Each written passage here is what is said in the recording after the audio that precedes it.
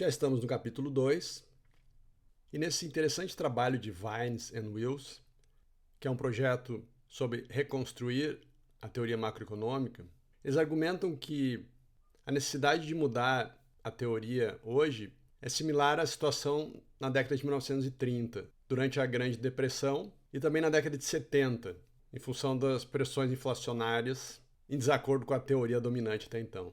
Com isso, eles pediram para diversos macroeconomistas importantes que descrevessem como que o benchmark atual, que é o modelo novo keynesiano, deveria ser reconstruído, tendo em vista que ele não foi muito adequado para lidar ou mesmo prever a crise financeira de 2008. E nesse projeto, um dos capítulos é do Blanchard, de onde eu busquei essa tipologia dos tipos de modelos macroeconômicos e que nos ajudem muito a pensar como aplicar Deep Learning em diversas situações. Ele apresenta 5 tipos de modelo. Os modelos DSGE, que ele também denomina o Common Core, os Foundational Models, Policy Models, Toy Models e, por fim, Forecasting Models. Eu comento cada um deles rapidamente aqui na tese, e claro que você pode ir na referência do Blanchard para compreender em mais detalhes essa questão.